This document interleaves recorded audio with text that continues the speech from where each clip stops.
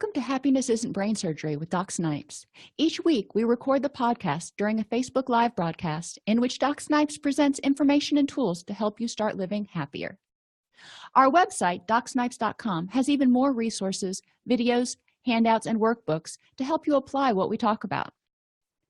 After each podcast, the accompanying video, text, and worksheets will be published for members on DocSnipes.com. Additionally, each week we have a members-only educational group followed by a question and answer session with Doc Snipes to help you apply the tools to yourself and start living happier faster. The Doc Snipes podcast will be providing listeners and members the same tools and information Dr. Snipes gives her clients. Go to DocSnipes.com to learn more.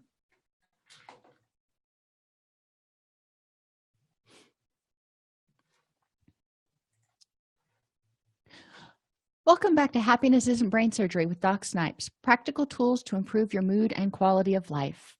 This is the 5th module in dialectical behavior therapy, exploring emotion regulation. In this last module, we're going to explore emotion regulation techniques, including mindfulness, identifying and labeling emotions, and changing emotions and improving the next moment. So let's start with mindfulness. What is it? Mindfulness is really just non-judgmental observation and description of your current emotions and physical state. Understanding how you feel, being aware. Awareness and mindfulness can often be used hand in hand. It's important to remember that your primary emotions, as we've talked about in the other modules, are often adaptive and appropriate. That means your initial emotion, your initial emotional reaction, based on the knowledge you have and the situation at that time, often makes total sense and it's designed to help protect you or keep you doing things that are positive for yourself. So understanding that they're good. Now, what you do with them can be harmful or unhelpful. A lot of your emotional distress is a result of your secondary responses to your primary emotion. So if you get angry, that may be very normal, probably is, because you perceived some sort of a threat. But then if you start feeling shame over getting angry or anxiety about being wrong, maybe I shouldn't feel angry about this, or rage due to feeling judged for it. So if you get angry and you feel like other people are judging you and you get angry at other people for getting angry at you for being angry, wow, that's a lot of stuff to deal with. In reality, accepting that you felt angry, identifying what the threat was, and then figuring out how to improve the next moment to make that threat go away or decide that the threat's not worth your effort makes a whole lot more sense. Mindfulness can serve as an exposure technique because it helps you realize ahead of time how you feel and become aware of feelings like anger. All too often in our society, we feel feelings and we don't even know we feel them. So we just kind of go on through our day and feelings build up. Mindfulness encourages you to tune in and be aware and say, oh, I'm feeling angry or I'm feeling stressed, and then do something about it. So it's an exposure technique to get you used to feeling feelings and recognize that feelings in and of themselves are not dangerous. They're not uncontrollable. They just are. Exposure to intense emotions without negative consequences extinguishes the secondary emotional response. So that's a whole bunch of gobbledygook. Basically, what it's saying is when you get angry, you just accept, you know what, I'm angry. And you figure out what's causing the anger and you deal with it. That's like over here in scenario 2, where you have an unpleasant experience, you have an unpleasant emotional reaction, and you just deal with that emotional reaction and that experience right there. So it's a one-on-one fight, you against that threat. In the other scenario, you have an unpleasant experience, which results in an unpleasant emotion like anger. Then you start feeling guilt and shame or anger about the anger. So you have this avalanche of secondary emotions. So instead of just having that one threat to deal with, Now you've got 4 or 5 threats, and it's kind of like Bruce Lee trying to fight off 6 people at once. It's a lot harder to deal with that than to just deal with the initial unpleasant emotion and, be done with it. So you don't have to feel guilt, shame, anger, and all that secondary stuff that just complicates it. So to be mindful, the first thing you do is identify the event prompting the emotion. You notice your thoughts, your physical sensations, and your urges. So something happened. You got a call from your boss, and all of a sudden you felt terrified because you were summoned to his office. So what are the thoughts that are going through your head that are making you feel terrified? What are your physical sensations that tell you you're terrified? Your heart beating faster, your hands start shaking, you're breathing faster. What are your urges? What do you want to do? Do you want to run away? Do you want to run to it and just get it over with? Do you want to have a drink? Do you want to go smoke a cigarette? What is it that your urges are? Doesn't mean you have to act on them. It just means being aware of what your thoughts, sensations, and urges are. And what are your expressive behaviors associated with that emotion? Did you slam the phone down? Or do you start walking around and pacing in your office, trying to wonder what's going to happen? What do you do when you feel that kind of an emotion? What are your interpretations of that event? So are you expecting it to be negative? Probably, or you wouldn't be having the emotional upset. And what is your history prior to the event that increased vulnerability to the emotional dysregulation? And again, that's a long sentence that says, what is it that was going on ahead of time that was using up your energy? Are you sleep deprived? Are you not getting enough to eat? Are you dealing with 6 other different stressors? So this was just one more, the straw that broke the camel's back, so to speak. What else was going on or is going on that might be making you more vulnerable to make a mountain out of a molehill? And you can also think about the after effects of the emotion on other types of functioning. Think about, when I get this upset, how does it affect me for the rest of the day? How does it affect my relationships? How does it affect me getting stuff done and concentrating? So once you've identified what's prompting your emotion and you've kind of gone through that checklist, part of going through the checklist of all those things that we just talked about are to help you get out of that adrenaline rush. When you feel a threat, the first 60 to 90 seconds, you are not going to think clearly, because you've got the threat response system has flooded your system with adrenaline, and you are not designed to think clearly. During that period, you're designed to fight or flee. We want to let that kind of drain off so you can think a little bit more clearly. So you go through that checklist, identifying how you feel, the prompting situation, yada yada. Now you're a little bit calmer. So check the facts for and against those thoughts that are telling you that this is a threat. What evidence, objective, logical evidence, do you have supporting the fact that this is probably going to be a bad thing? And what objective evidence do you have that says, no, there's nothing bad that can possibly happen? There's probably going to be some on both sides, because you don't know what your boss has got in store for you. You also want to look at emotional versus factual reasoning, because if something happens and you automatically get stressed out about it, your emotional reasoning is probably going to tell you, I feel stressed out, therefore there must be something threatening coming up. Whereas the facts may not support that. Maybe you've been doing your job, you've been on time, you've been gotten all your paperwork in, everything's just all in a row. So when you look at the factual reasoning, thinking, oh, I'm going to get fired for sure, I'm going to get written up, are there any facts to support that? Or are you just trying to figure out why you're afraid? Another thing you can do is problem solve. Change the situation that's causing the unpleasant emotion.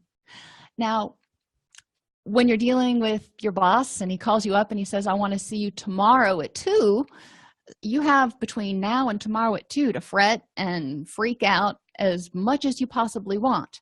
Or you can change the situation. You may not be able to go meet with him until 2 tomorrow, but what can you do? And we're going to talk about some skills that include improving the moment. Sometimes you need to take a break from it. After you've checked the facts and said, you know what, there's probably nothing here, or even if there is, maybe you have been late and you weren't getting your paperwork in. Well, there's nothing you can do about that now except improve the next moment. Start doing the next right thing, but also take a step back, because whatever he has to talk to you about is already set in motion, and you're not going to change it with anything you do today. And prevent vulnerabilities in order to reduce your reactivity. So in order to prevent getting upset when your boss calls, one of the things you can do is make sure that you're taking care of your mind and your body, and you're keeping healthy and well rested. This will help turn down the stress response. If you're rested, your body's going, you know what, I've got energy to take on whatever comes my way. Hungry lion comes, I got it. When you are well nourished, same thing. If your brain knows that you've got the energy to fight off the hungry lion, it's going to be less stressed out all the time, which is going to save you some energy. And reducing vulnerability helps you be aware of and able to learn and remember positive experiences. So we talked about, I think it was in module 3, that when you are constantly under stress, you're going to be looking for threats. You're not going to be looking for the happy things or the exceptions or the people that are there to help you out. You're looking for what's the next shoe that's going to drop. So as you prevent your vulnerabilities, as you get more energy, as you reduce your chronic stress, you're going to start becoming more aware of the good things that are in your life and feel a little bit more balanced. You can also build mastery. Activities that build self-efficacy, which means you feel like you can actually conquer something, you feel competent. Self-control and a sense of competence to handle your stressors include goal setting, small steps, and mental rehearsal. So when something comes up that stresses you out, set a goal. How do I want this to turn out? Take small steps. What's the first thing I need to do to make sure that it turns out this way? And mental rehearsal. And you can do this even with short-term things, like if your boss has a meeting with you tomorrow at 2. Your goal is to be able to go into that meeting, handle it, and not get completely flummoxed when you're in there, and hopefully not be a complete basket case between now and then. So small steps. What is the first thing you need to do in order to make sure that you can get through it, not be stuck in unpleasant feelings between now and 2 p.m. tomorrow? One of those things might be improving the moment and just taking a break or focusing on the positive things. Sometimes you just can't change the situation, and you can't anticipate what he or she has to say. Another small step you can take is, like we talked about earlier, of checking the facts. If you want to make sure this meeting goes off okay, you don't want to be unhappy between now and then, let's check the facts. What is the logical reasoning that supports that something bad could happen? And if there is none, then that can help you start feeling a little bit better and more relaxed. Figure out which steps you need to take, but then you can also mentally rehearse. So when you're going into that meeting, imagine going into that meeting with your boss and going through the meeting, hearing whatever he or she has to say, taking it in, the meeting going well, and you walking out of there just fine.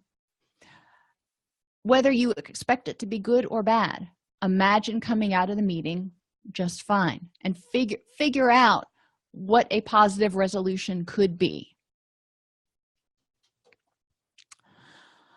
Physical, mind, and body care are also important. So deal with pain and illness so you're not cranky and irritable and uncomfortable. Laugh. And this is something we haven't talked about yet, but laughter is so important. It releases endorphins. It helps you feel happy. You cannot be angry at the world and laughing at the same time. In that very moment, it may not last for long, but in that very moment that you are laughing, especially if it's a good old belly laugh, you weren't angry. So add some laughter to your day and try to find that little kid inside. Get a knock knock joke app. Find some videos on YouTube that make you laugh. Find some comedians that you really, really like. Have them at your disposal and use them every day. You need to laugh every day. Eat to support mental health and physical health. So don't overdo it on caffeine or simple sugars. Try to eat somewhat colorfully. And, when you're looking at your plate, if it's all white, probably not getting all the vitamins and minerals you need. So try to have some colors in there. That's all I'm going to say for right now. Anything more specific is between your doctor and you, or you and your nutritionist. But you need to make sure your body has the building blocks to make the brain chemicals that will help you feel happy. Avoid addictive behaviors or mood-altering substances. Behaviors too. Yes, we talk about addictions and alcohol and stimulants and opiates, and we know that those alter brain chemistry. But addictive behaviors do too.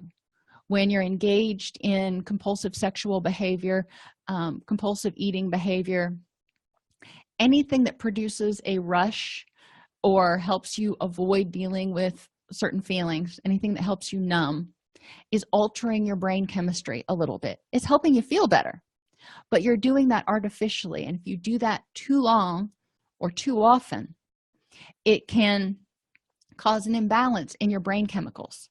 So be aware that addictive behaviors like gambling, sex addiction, pornography addiction, internet gaming, and even food addiction will also alter your brain chemistry. So you need to try to figure out ways to not drain or cause imbalances in your brain chemistry. Sleep. Get good quality sleep. Enough said on that. Exercise. And when I say exercise, I don't mean you have to go to the gym and work in your target heart rate range for 40 minutes 3 times a week or more. What I mean is get off the couch, move. Whether that's dancing around your house like a crazy person, mopping the floor, playing with your dog, playing with your little kid, heck, playing with the neighbor's little kid if it's okay with their parents. Anything that gets you moving and active and increases your oxygen intake is going to help you feel a little bit better. So exercise is what works for you, but movement is going to help you feel better, especially if it's outside, but it'll help you feel better. So in order to create mastery, one activity you can do is think of a situation that often gets you upset or stressed out. Identify the thoughts that are causing your distress. So if there's a particular situation, I know when I taught at the University of Florida, and it wasn't just me, it was pretty much everybody I worked with. Whenever it was time to get our student evals in, we would all just get completely stressed out. So we would have to identify the thoughts causing our distress. What is it we expect to be in there? What is it we expect the consequences of those evaluations to be? Check the facts. How reasonable is it? Identify how you want to react. Set a goal. So if our evaluations were negative, how do you want to react? I mean, you could melt down, or you could change your teaching style, or you could learn from it. What do you want to do? Identify the steps in making that happen. And part of those steps are eliminating vulnerabilities and caring for your mind and body in the process.